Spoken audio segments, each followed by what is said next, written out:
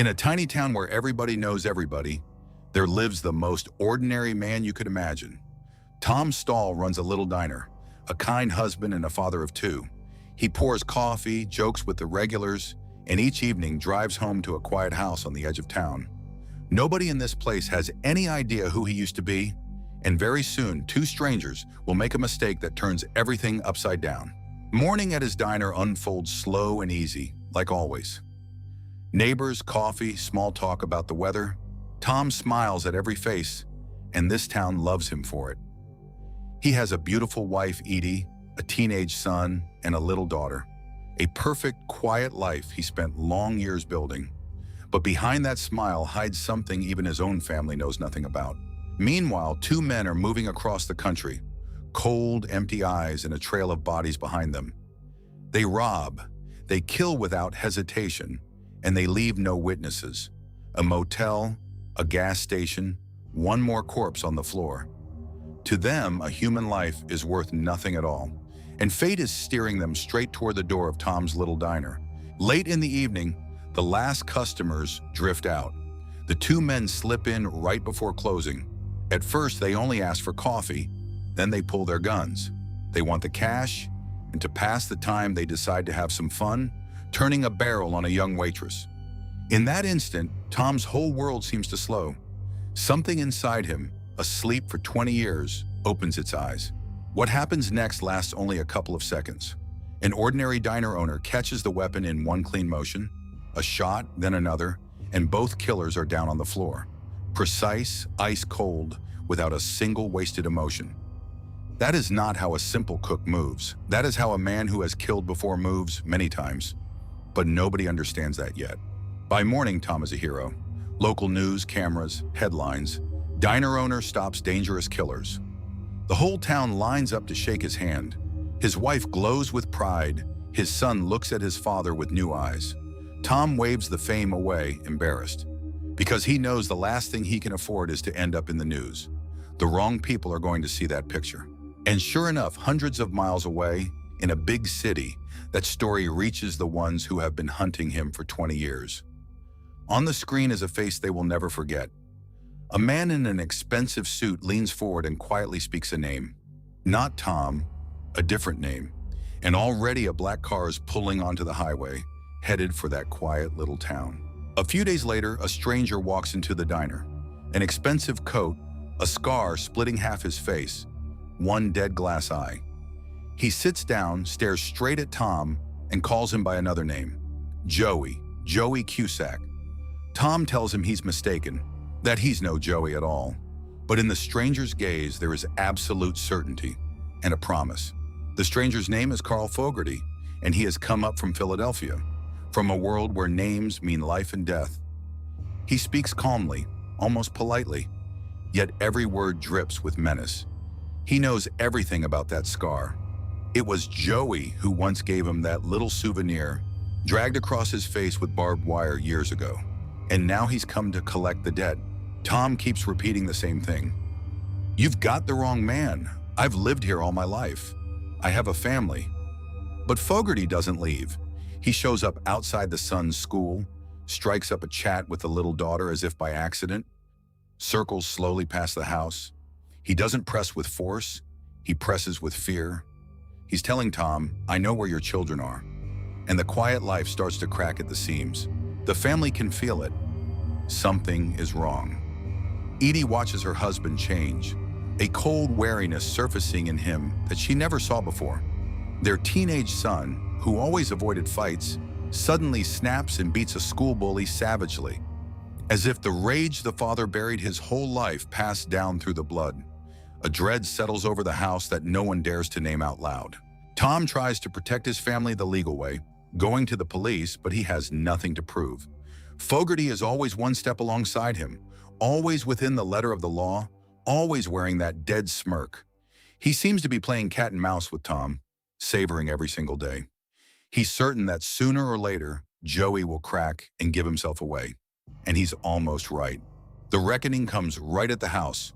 Fogarty and his men lie in wait for the family.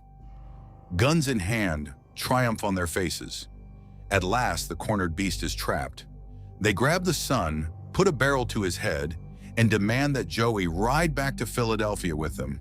They are absolutely sure they have the situation under control. It's the last mistake of their lives. And then Tom vanishes. In his place stands someone else entirely.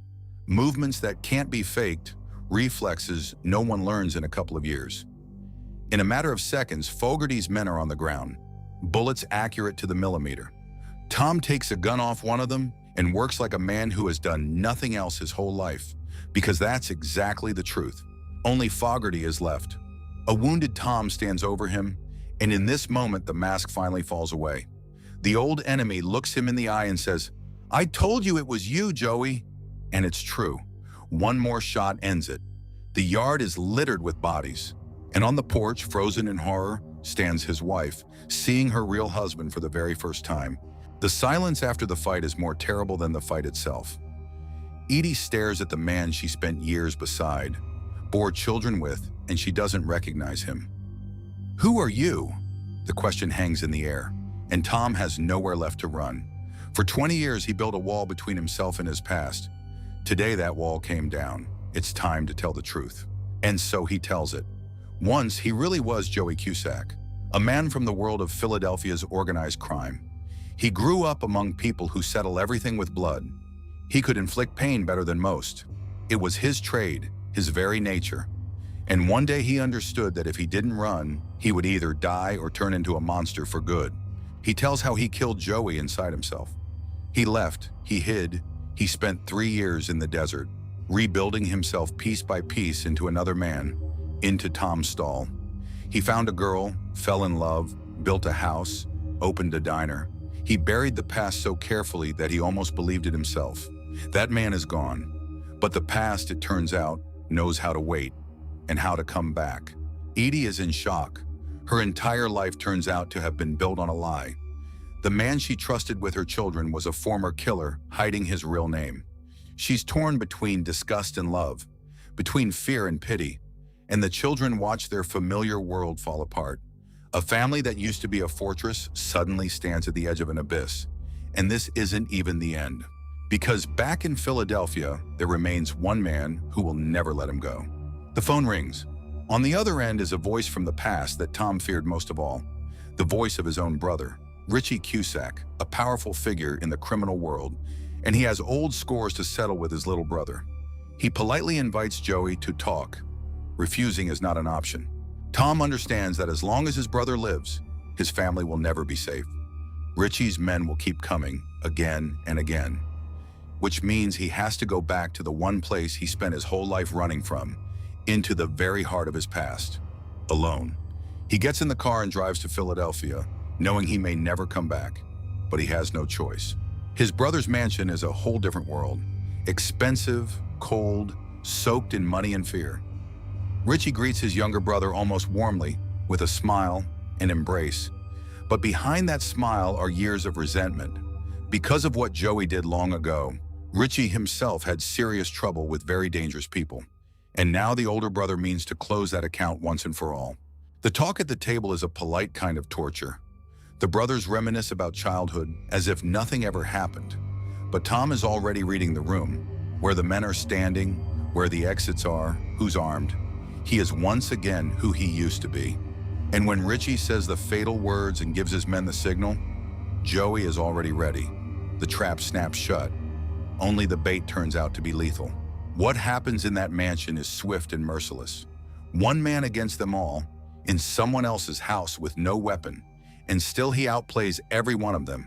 He uses everything, the surroundings, surprise, 20 years of caged rage. His brother's men fall one after another. Joey moves through them like death itself, come back to claim what it's owed. And then only the two of them are left, two brothers. Everything that ever stood between them narrows down to a single second. Richie realizes he has lost, that his little brother was always the stronger and more dangerous one. One last shot, and the past is finished. The man who created Joey Cusack is dead. There's no one left to come for Tom. No one left to remind him who he was. He stands in the silence, drenched in another man's blood. On his face, there is no triumph, only a bottomless exhaustion. He did what he had to do to protect his family. But at what cost? He became Joey again, the very thing he hated and buried for all those years. And now the hardest part is still ahead, going home and looking his family in the eye. The road back is the longest of his life. He washes the blood off in a roadside stream, looks at his reflection, and doesn't know who he's seeing, Tom or Joey. He's driving toward a family that now knows everything about him, toward a wife who isn't sure she even wants him to come home, toward children for whom their father will never be the same again. He walks into the house without a word. The family is at dinner. No one says anything. The daughter is the first to reach out and hand him a plate, a child's forgiveness, simple and unconditional. The son passes him food without lifting his eyes, and only the wife looks at him for a long, long moment, through pain, through fear, and a love that's still alive. In that look is a question with no answer. Can we go on from here? The film ends with this silence at the table. No words, no promises.